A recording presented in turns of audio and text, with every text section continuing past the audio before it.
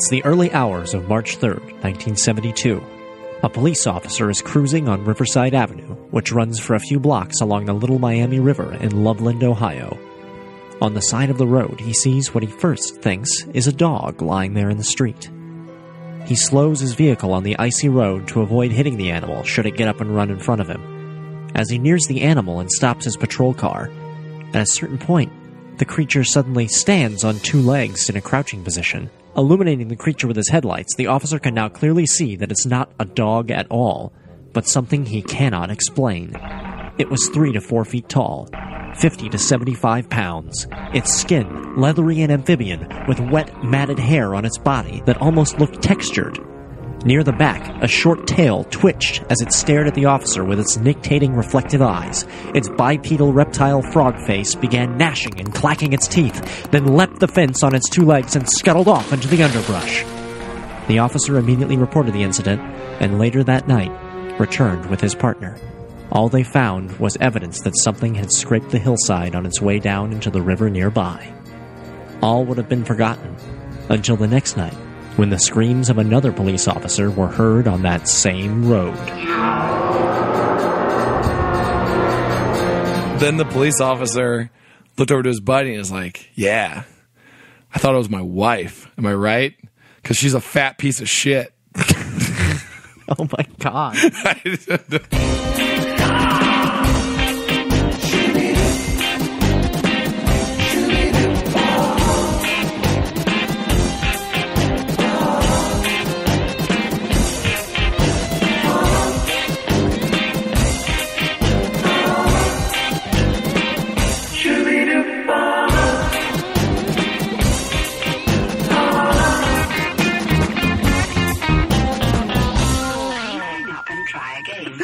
Seems like something cops say.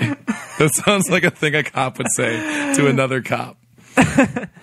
So I thought that was kind of spooky. It's a frog thing that's 5 feet tall that stands up on two legs and has fur and runs off into the underbrush. Yeah, I don't understand this. Like, it's not really a frog if it has fur, though, right? I mean, if it's frog shaped, it's frog shaped. It's like half frog, half matted fur. Oh, it's gonna smell so bad.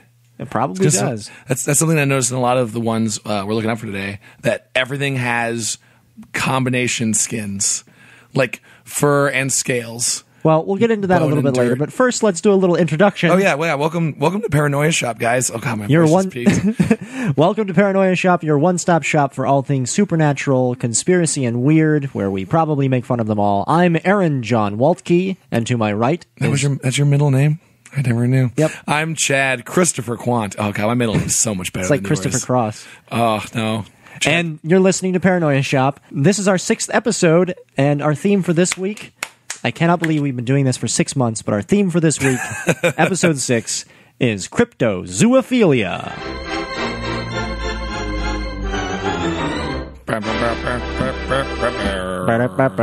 Can I address, I'm so sorry, anyone listening, for this voice. I know it might sound smoky and smoothie. It might just sound like a cat dying.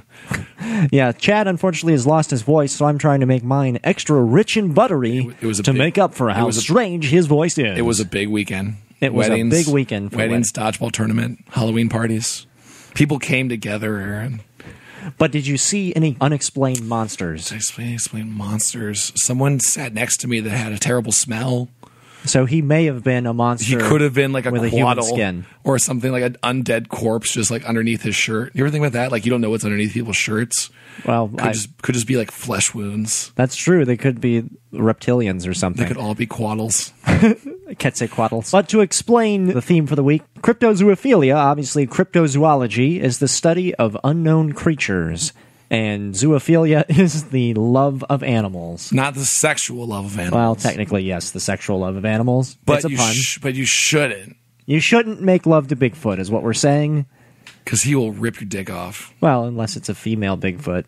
A female Chewbacca. She will rip it straight off. Cryptozoology is a fascinating subject. It's kind of what got me started in doing this podcast in the first place, because I love reading about unexplained creatures, because for every creature that sounds completely absurd and made up, there are at least 3 that everyone thought were fake and then suddenly were discovered to actually be real animals. Like, for a current example, a recent news story suggesting that a Yeti the Yetis in the, I forget the name of the mountains. There was a new Himalayas. species of bear found. There was like half polar bear, half black bear, giant bear. They had found these fibers of mysterious hairs that had been considered, this is evidence that a Yeti exists, but they refused to let them get tested. So finally, some scientist was able to procure a sample of this Yeti hair and tested it, and it turned out that the mitochondrial DNA matched that of ancient polar bears, like a breed of ancient, now extinct polar bears, which means that it's possible they're still alive and have just hybridized with other bears, and that would explain that, sure enough, bears are like 9 feet high, they can stand on 2 legs, they have claws.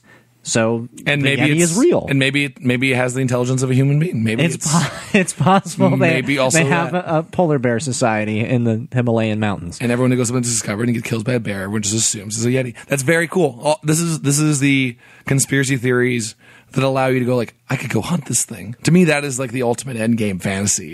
You capture. It's up to me to destroy this menace, or you capture it and it becomes your best friend, like Harry and the Hendersons.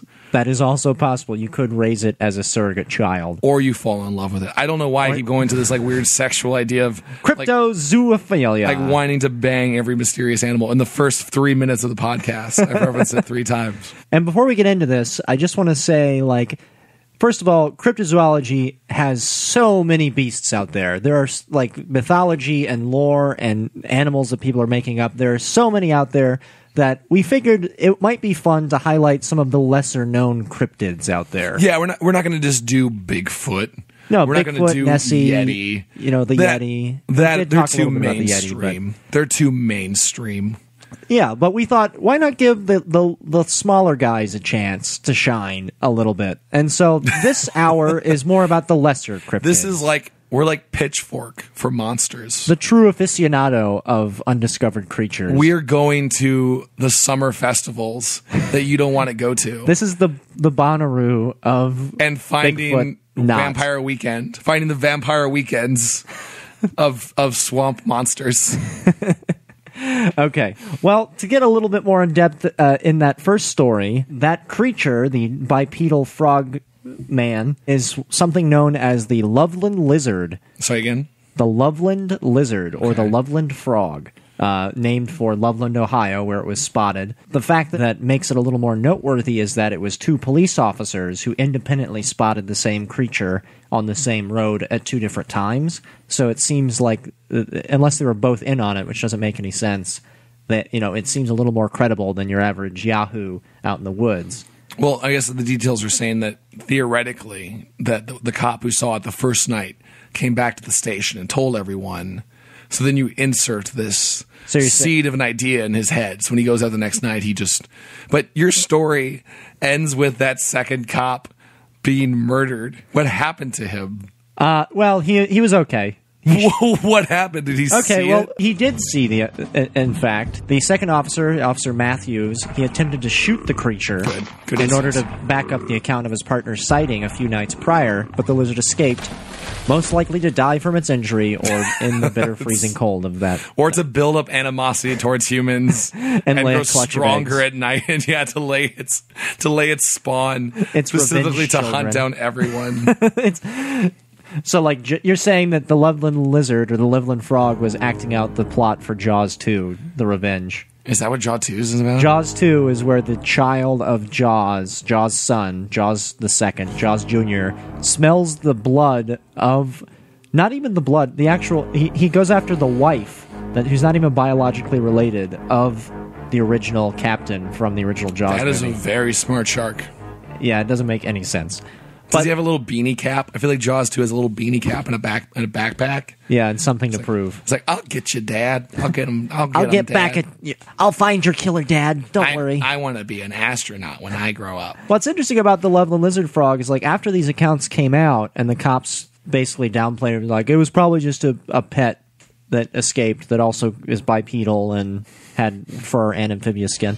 There was an account that came to light 20 years earlier in the same area from 1955 where a businessman was said to have seen a group of 3 or 4 foot tall frog-faced creatures squatting under a bridge near Loveland. Oh, Jesus, that sounds horrifying. They were described as having wrinkles instead of hair on their heads, lopsided chests, and wide mouths without lips like frogs. One of them is said to have held up a bar device that shed sparks.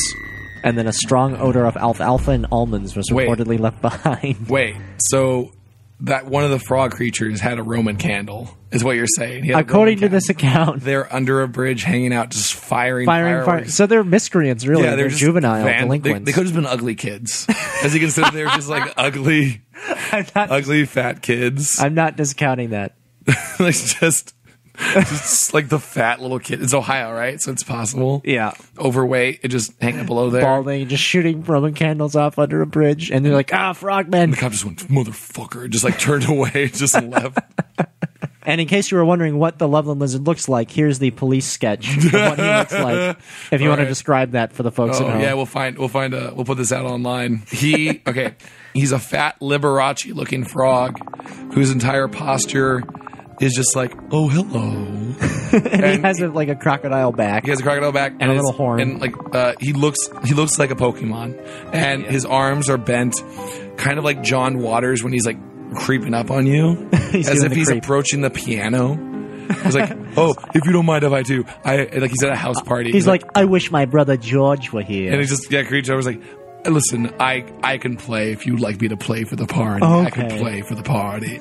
That's it's not at all intimidating. Not scary, but also, pretty great. Also a frog. Do you know how many frogs I've accidentally stepped on as a child?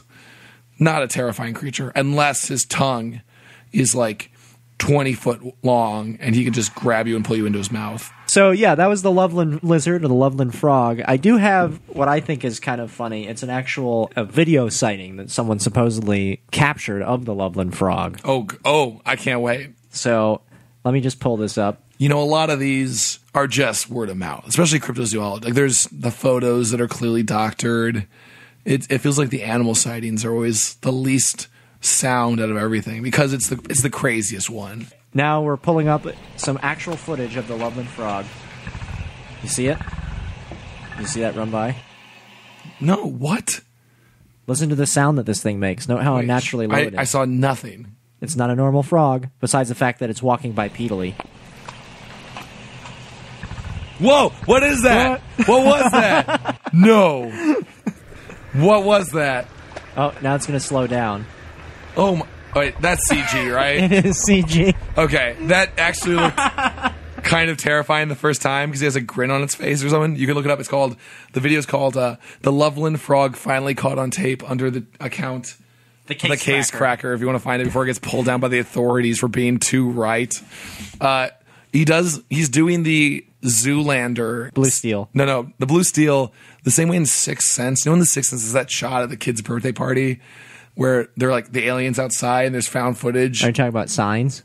Yes, the Signs. Yeah. In Signs, when you see the alien lumbering by. And he does that. It looks so stupid that, when you watch except it. for just scary. A regular American bullfrog. But he's just doing that, and he's kind of just doing like a flap, like just kind of walking. That was actually kind of scary. Not really a threat, right? Because the frog hasn't attacked anyone. Or any of the frogs. No, they're just hanging out under bridges. Just hanging out under bridges, lighting fireworks. They sound okay. They sound like they're protecting us. They're eating pests. Right? Yeah, they're just eating pests and having box socials under bridges. I say we let them go. Just let the Loveland frogs live and let Loveland. Oh my God. You know in Turtles 2, when they turn dumb animals into Taka and Razor, and they could have picked even better ones instead of a snapping turtle and a little fox or whatever. That's like this. This is the equivalent of you could have this legend. It could be a snake monster, way more terrifying. It could be an alligator. All of these higher predatory animals, more terrifying than tall frog. So that was the Loveland Lizard. Jeez, this is so lame. It's lame, but I'm glad that Central Ohio has its own little monster. I like that one. Okay, and he's a little frog man. No, I like that. There's lower. He's like. If you were an RPG, he'd be one of the first things you fight. If this was Pokemon, he'd be a first town Pokemon, where he has growl and maybe tackle. And you're like, that's pretty good. Thanks. That was not even close to it. That was pretty good. No, I was just doing a generic RPG attack. That's pretty solid. Squeenix should call you up. Should I go with mine? Yeah. But what do you got? So mine is interesting that I discovered it retroactively through the internet stories rather than more of those kind of reported attacks. He's called the Goat Man. Ooh. The Goat Man. So there are actually 3 to 4 different goat men around the country. There's like one in Florida, like one in Texas, and everyone has different variations on what the Goat Man is because it's a goat. It's like different monsters and legends.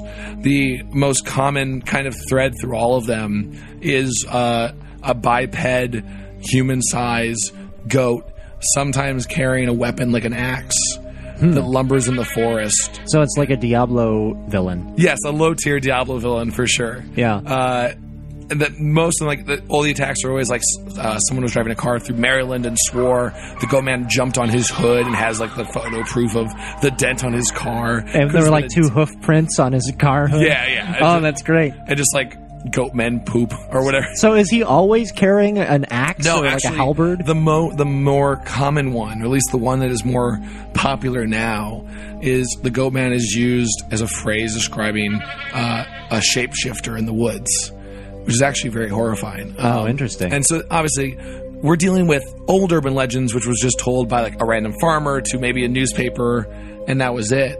The modern day equivalent of internet stories of encounters with these people, which usually deal with a story involving them in like campers in the woods or walking through a forest and encountering a human that acts strange, that not a goat person, but that and then reveals himself either revealed or into, oh shit, that was a Goat Man. Oh, like, wait, so how would they ever know it was a Goat Man and not just a weird dude? I think when you're just applying the idea of a shapeshifter and then what it is, one of my favorite, and this kind of falls into the idea of creepypasta. If you don't know creepypasta, these are the equivalent of like modern day internet stories sworn to be told from person to person on message boards. The name, which does not sound spooky at all. Spooky spaghetti. Creepypasta comes from the phrase copy pasta, where on message boards, if you take a story or some sort of bit of text and copy it over and over again, copy and paste, copy pasta. And then now creepypasta is the scary version of that.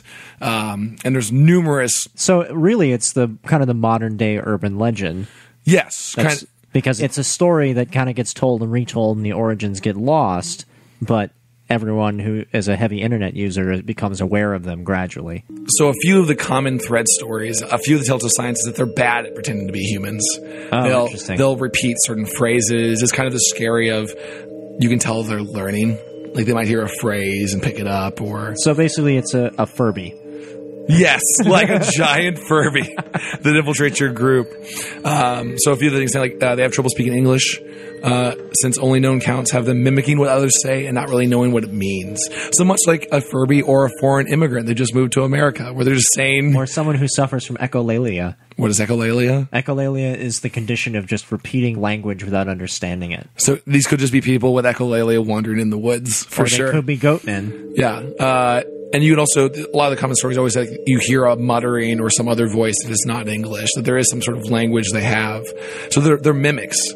Like they're essentially trying to infiltrate, always either to kill, but a lot of the stories never end with like, and then one of our friends was murdered. It always ends with like they wanted to do something and break in. Another common Which is even creepier, because when you can't discern something's motivations. Yeah, why? Anything could happen. Whereas like, was it waiting for another moment to strike? Was it like, trying to replace someone? Yeah. In stories, the normal thing too is that they also like, there's always a strange kind of like energy in the air whenever they're around. Oh, like an ozone? Or and you'll smell small, like heavy metallic, like copper, kind of like blood smell. I've noticed a lot of these have like smells associated with them. Which is interesting because it's just adds on to it. The atmosphere, like if something you smell changes. almonds. It's like it's a new modern equivalent of, and then all the forest was silent. Like all the animals just.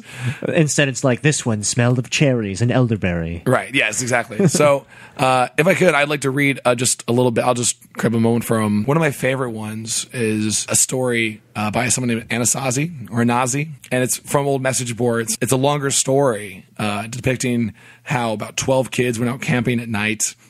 We're staying at a cabin over multiple days. So, without further ado, an excerpt of Chad Quant's The Goatman Story. Not my The Goatman Story, but thank you. Of Chad Quant's reading of Anazi's The Goatman Story. To catch you up where it is, these are several children, teenagers, who have been camping out in the woods multiple nights now, and a woman, a young girl that they encountered in the woods, acting strange, mimicking, but for all intents and purposes seeming to be another just kid in this forest or farmland, joins them and is freaking everyone out, and leaves the cabin they're in random times without explaining where it's going, and everyone's freaking out. So now these kids are holed up in the cabin, terrified to leave. And for the main part of the night, nothing happens. At about 1 a.m, we're outside getting drunk and telling ghost stories. As someone is finishing some spooky story, the smell comes back, and it's so fucking strong that one of the girls literally starts vomiting. I stand up, and you can actually feel how clammy the air is. And I say we should go inside. This isn't right. We should have just fucking left earlier. We all go back inside, and we're standing around. My cousin just keeps going on about how it's the goat man, and my cousin Rooster tries to shut him the fuck up. All the while, I'm just feeling that something is wrong, and I can't figure out who the fuck it is. We end up sitting in there for a while. The smell is just as strong, and we're terrified and all huddled in this camper. We end up cooking brats for everybody because nobody wants to go outside. It's one of those packs with 4 brats in a pack, and we have a total of 3 packs. I grill them up on the stove and give everybody a hot dog. I get mine. After a while, one of my cousins gets up and goes over to the pot to get another one. He starts grumbling about how the fuck do I get 2? And everybody else only got 1. And I look at him like he's fucking stupid. I tell him that everybody only got 1 because there were only 12 brats. If he wants more, he should open up a new pack and cook some more. That's when the girl that had been out with Rooster and Tan just starts screaming, "Oh, Jesus! Oh, Lord! Get out!" She's crying and shivering, and then it dawns on the cousin standing up what the fuck is wrong. Me and him both glance around the room, and then I feel my heart fucking sink. I run the fuck out of the cabin, and the girl runs out with us. The trailer door is banging against the side of the trailer as everybody books out of the cabin.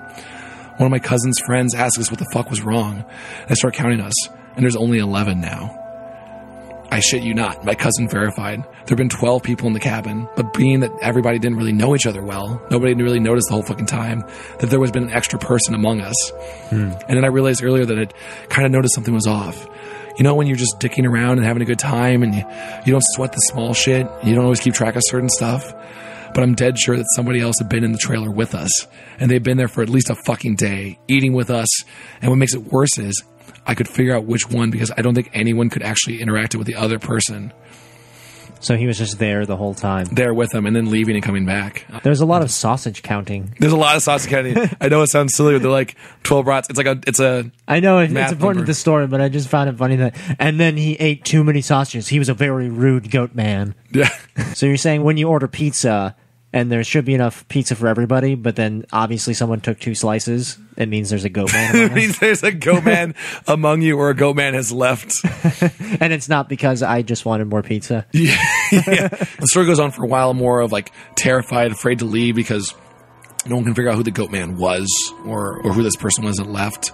And throughout multiple nights, or the night they're played by someone like smacking on the door, seeing a figure outside with their back turned towards the door, just kind of stammering and muttering, but not ever attacking, just usually a voice of someone begging to be let in. So at one point in the story, this kid's brother who had been not camping with him finally shows up in the evening with guns, and they're telling them the whole story, and he takes it seriously enough, but there's enough like clarification where they don't believe that it's a prank or anything like that, because this brother Tan had seen something else too when he came in. This is the night where the goat man comes back. At around 11, the stink of copper turns into an actual nasty, gross blood smell, like cooking blood and singed hair. Tan and his cousin Reese get the fuck up instantly and grab the rifles. There's like a half knocking, half clawing at the door, and I shit you not, there's this voice. And it sounds like when you see those YouTube cats and dogs. Don't laugh at this. I'm sorry. This is how internet stories are told. I know. Goddamn respect this story. Go on. And it sounds like when you see those YouTube's cats and dogs whose owners teach them how to talk. I love you. And it says in this halting, weirdly toned voice, "Let me the fuck in, stop fucking playing." It made my fucking nuts creep up against my body. One of the girls just starts crying and calling on Jesus. It was so fucking obviously not a person talking. It didn't have the right cadence, and that's some shit that I'd never realized until that moment. But all people have a certain cadence when they talk, no matter what language. All people have a certain kind of rhythm to talking. This shit didn't have any kind of cadence or rhythm. And he tells you to go YouTube those cats. YouTube those cats. And to spare you that, he goes, "Oh, Long Johnson. Oh, Long Johnson. Oh, Don Piano. Let me in." We lock the door and we can hear this shit keening and screaming. Reese says something had come out of the bushes, super low to the ground, crawling towards the cabin. He had shot at it. Pretty much, that was how the rest of the night went. It literally was screaming constantly for the next 2 hours. And we could keep hearing shit moving out into the tree line. We never came back up to the cabin until everybody had finally fallen asleep. Tan had been sitting in the chair watching the door with his rifle. Nobody else heard or saw this, and he told me 2 days later after the whole thing was over. He said he had been nodding off after the screaming and noises finally stopped, and he had been almost asleep when he saw someone come out of the bathroom and then lay down in the middle of the floor and go to sleep. He just assumed it was one of us, and he had nodded off. Then he said he kind of realized something was wrong. While pretending to be sleeping, he counted us. There were 9 people in the cabin. He basically didn't want to try to shoot at the fucking thing in the cabin and have it kill us all then and there, or have Reese wake up and start shooting and then we kill ourselves. So we just stayed awake all night pretending to be asleep. He says sometimes it would stand up and kind of do this weird jittery thing, or heave like it was laughing. Oh no. But then it would lay back down. The story closes pretty weak, because from my perspective, nothing happened. We woke up, and it was the Tan was a little jittery. He was avoiding looking at all of us. But we ate some breakfast, packed up and started walking to his house. He stayed last in the cabin and said he'd lock up and bring us the uncle's keys. Just start walking and he'd catch up, which I really didn't want to fucking do. We got a little bit up the path, and he came running up, and basically we just jogged back to his house, and his cousin took us home. There was a window in the bathroom. Tan had gone back to lock it and look in there. The window was fucking up when he went in there. I'm guessing they'd been doing that all along, waiting for us to fall asleep or slip up and then get in among us. It walked with us and all the goddamn way back to his house, and he said it lagged to the back of the group and then looked him dead in the eyes and walked into the woods. I genuinely always think that's a terrifying story. Just unknown motives. Unknown motives, maybe wanting to replace you, maybe what. But at one point, did he just want to show off his mad axe skills? There's no axe in this one. I can throw this axe into a tree. I can throw this axe into a tree. And just catch it throws. Dude, Goatman is awesome. Goatman becomes everyone's best friend. Because you can just say anything to Goatman, he'll just be like, "My wife." Goatman just says, "My wife." Man. Goatman loves Borat impressions. Borat quotes never get old coming from Goatman. And there's so many. A new spin on everything. And there's so many stories just kind of involving some sort of variation on a Goatman encounter. Yeah. That usually involves them replicating a human or pretending to be human. I think that's honestly more terrifying than a beast in the woods in many ways. You know, it's the same reason that the White Walkers are scary in Game of Thrones, because they seem to have some sort of sentience, but you have no idea what they're thinking or why they're doing what they do. Right. They're not killing people wantonly. Sometimes they'll stare at you. Sometimes they'll arrange body parts into weird patterns. They're just like unknowable creatures. And then as soon as you learn any detail about them, like if it was somehow discovered or part of the legend that Goatman just wanted your feet, if he's wanted to cut off your feet, it'd be like, that's not as scary. He just wants my feet. Okay, I can protect my feet. Yeah, I can keep them like in metal work boots, metal boxes. I'll be fine. But the Goatman never tells you his secrets. So I have another one that I wanted to mention. This one's a little more famous, but not quite. Okay. It's called The Mothman. Oh, I love The Mothman. Also a movie. For about 13 months, beginning in November of 1966, a series of bizarre sightings took place around the area of Point Pleasant, West Virginia. Aside from a spate of UFO reports and claimed poltergeist activity, several witnesses came forward with descriptions of an astonishing creature that may have been the focal point of all the weirds going on. They described it as approximately 7 feet tall, a wingspan of over 10 feet wide, gray, scaly skin, large, red, glowing, and hypnotic eyes, and able to take off straight up in flight, traveling up to 100 miles an hour. It liked to mutilate or eat large dogs. It screeched and squealed like a rodent or an electric motor. It caused radio and television interference, and it had some mind control powers. It kind of hits all of the things that are spooky. Like, it eats things. It creates weird disturbances in time and space. Yeah. It just seems to be a human. And it seems to control people's minds. It has telekinetic powers. It's like the superpowered monster. Yeah. So it was dubbed the Mothman by local newspapermen, and the creature seemed to have a particular effect on those with whom it came into contact. They began to channel information from what the author of a book about the Mothman called The Mothman Prophecies, John Keel, called ultra-terrestrial entities. Keel himself was affected in this way and received prophecies from some unknown origins that were, more often than not, oddly less than accurate. So he was saying multiple people would have the Mothman reach out to them and say... tell them things. And say, vote for Nader. Nader's gonna do it. Is that a statue of Mothman just looking super jacked? Here's a depiction of the Mothman as a statue. Okay, I'll do this. I will tweet out these photos, by the way, of these things when we put the episode out. So if you're listening, you can find me on Twitter at Quantum Theory. We'll have photos of this up. You guys can check out. But he looks like essentially a ripped wrestler with three-fingered claws and some sort of bird face and red glowing eyes. Yeah, that's not necessarily scary because he's got it's not less moth wings. Looks like a butterfly man. He is a butterfly man and moth wings. The Mothman would predict strange goings on, often things of dark consequences or disasters that were coming up, and try to warn people about them. Were there any of them ever correct? Was he ever right on any of them? Well, the most famous one was, if I remember the plot of the movie.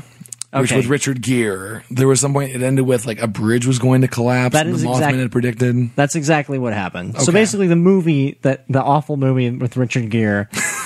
Besides Pretty Woman. The investigator, who is loosely based on Keel, the author of the Mothman Prophecies, starts receiving these phone calls from a mysterious voice that tells him things like, your keys are in your pocket. Thanks, voice. Thanks, Mothman. I wasn't even looking for them, but thank you. Yeah. And then eventually it starts saying things like Flight 73 down, and then a plane crash happens. And then it ends with predicting a bridge collapsing. And so in the movie, he runs and tries to save the woman who's the love of his life, who's falling into this bridge. Probably played by like Diane Lane or something. Yeah. But that bridge actually did collapse. And Keel claims that he received a prophecy about it.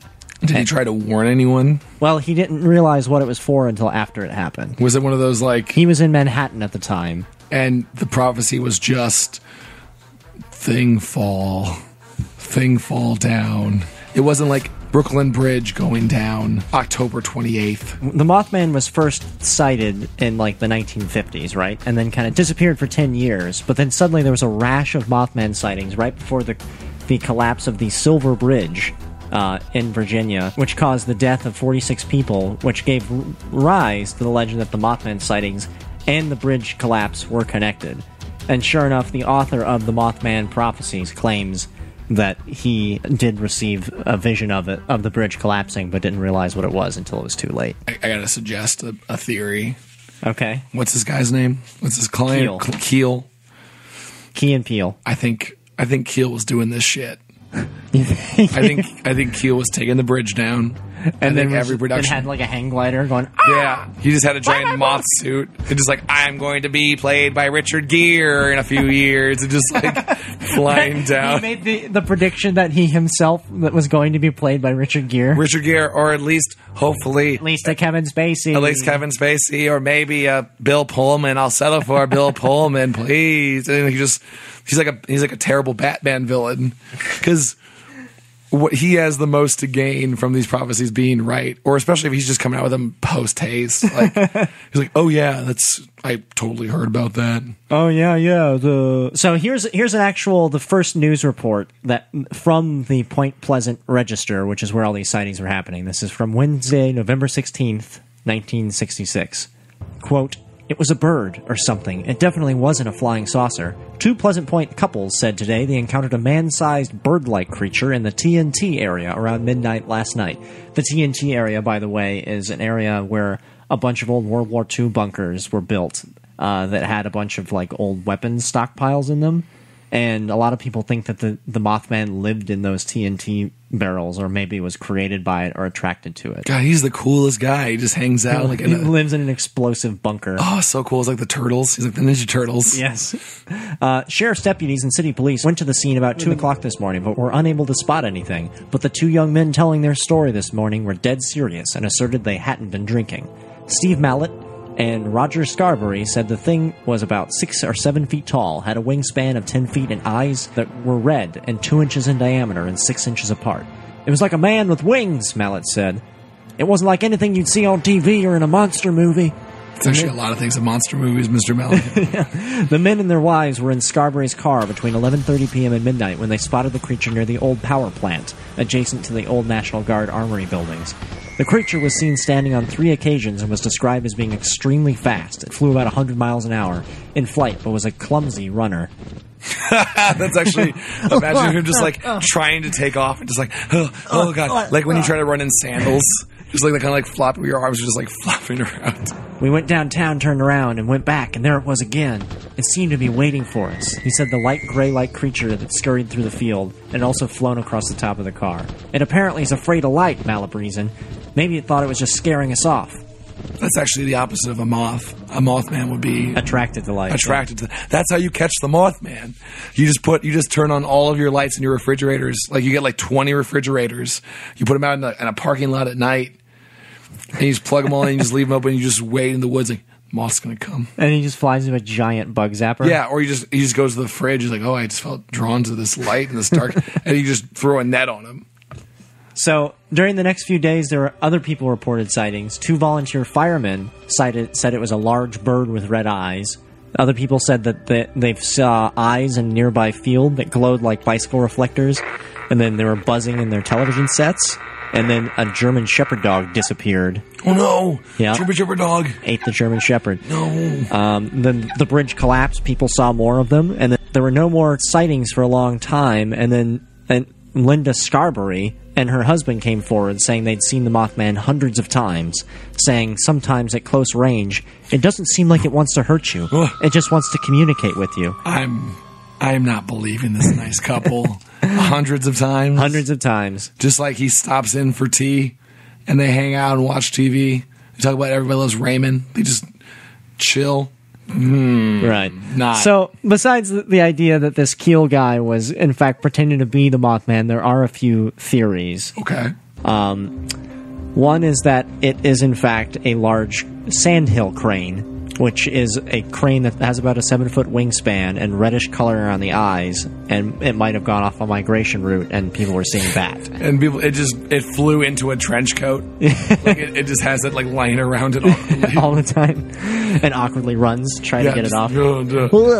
A few people have mentioned that they believe the Mothman is a thunderbird from Native American legend.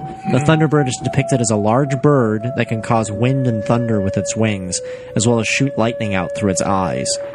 Sure, I guess that's also another bird type thing. That's about it. Yeah. Many people throughout the world believe Mothman is an indicator of impending disaster.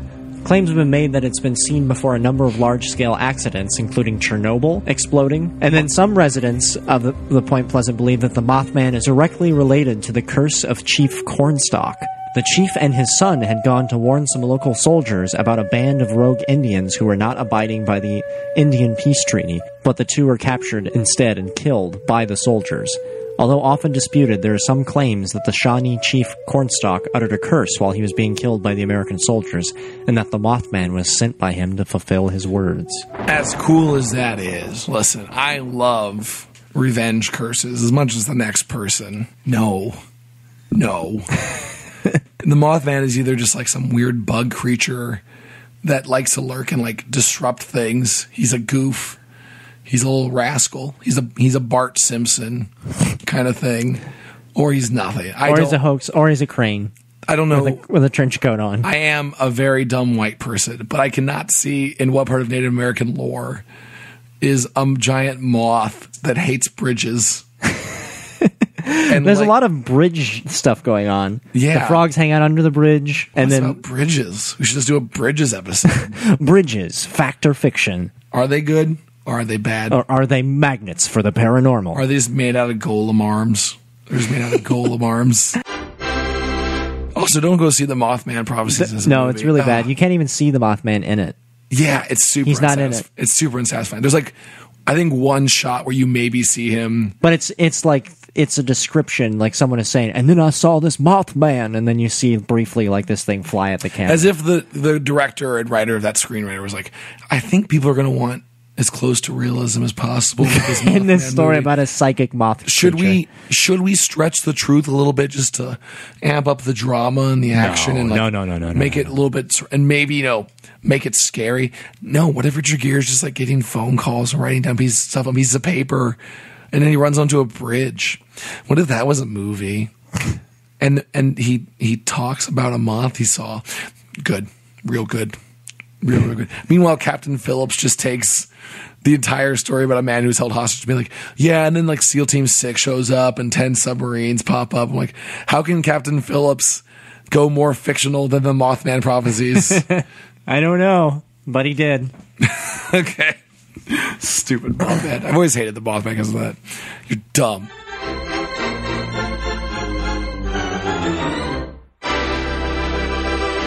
All right, so let's rank these in order. Goatman, the best. Not my story, but Goatman's the best. Then Frog Guy. Loveland Lizard. Loveland Lizard, Frog Guy. Might just be a bro. You could probably bring like a 6-pack down underneath that bridge. And you're like, and you want to light this firecracker? And he'll grab the beer with his long tongue, like a Budweiser commercial. And you just drink and hang out down there and tell you scary stories. Then the last one, the Mothman, a.k.a. a journalist writer who just blew up bridges. I'm sorry to anyone who died in the bridges, but it was probably that guy. It was probably Keel. Probably Keel. Can't trust a guy named Keel. Nope.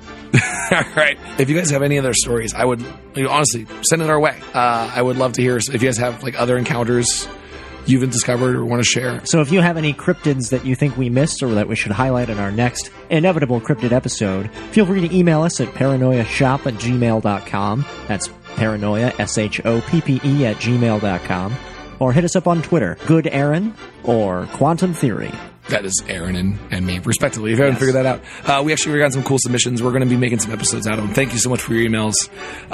They were not cryptozoologist suggestions, so we saved them. They are in the queue, as it were. We've gotten a few great emails, but keep sending them our way. We do read them and respond. So thanks for listening. I think we're wrapping up. I think this is the end of the show. We're experimenting with doing more shorter episodes, so you get more, but they're shorter blocks. We're actually trying something different on Paranoia Shop. We'll see how it goes. We're going to try to do shorter episodes, but more frequently. So the same amount of content, but now you get into more digestible chunks. Mm-hmm. We'll see how it goes. Let us know what you think.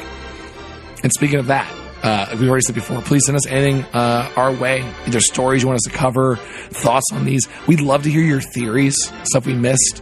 Maybe you have a different idea of what the Mothman is. If you want to listen to us, more episodes, you can find us on iTunes, right? We're on iTunes. We're on a lot of places. You can have us on iTunes. Or you can go to tinyurl.com/explosopodcast or look us up on Feedburner. That's the entire network, all the shows on it. Thanks for listening. It's been a blast. There will be many more of these to come, so please send your favorite cryptids to us. And with that, we'll leave you with one last little tidbit. While I was researching the Goatman stories, I found this great one. I was like, wow, the Huffington Post is covering the Goatman? Oh, shit. This is a story called Goatman, spotted in mountains of northern Utah. Well, an early morning hiking trip turned into quite an odd encounter for a Salt Lake City man. While admiring the scenery, he noticed something very odd up on a hill. It was a man dressed like a goat, hanging out with a herd. Look closely there. To get a better look, he pulled out his binoculars and realized that whoever it was spent a lot of time putting together this clever disguise. His goat costume was definitely homemade. Wasn't done very well. He had a full mask that was covering his face up, and he had fake horns coming off the top of the head. And he actually had to pull the mask up over his head occasionally to be able to see his way as he's making his way over rocks and down bushes. That is dedication to get close to those goats, right? Just as Cody was snapping these pictures, the man spotted him and then began sulking on the hill. Wildlife officials say they have seen this kind of thing before, but haven't been able to identify this particular wildlife enthusiast. The Goatman then put his mask back on, got back down on his hands and knees, and scurried to catch up with the herd. We were the only ones around for miles. It was really creepy. The scariest story of all, a real life thing that actually happened. Oh my God. All right, thanks for listening. Goat it up.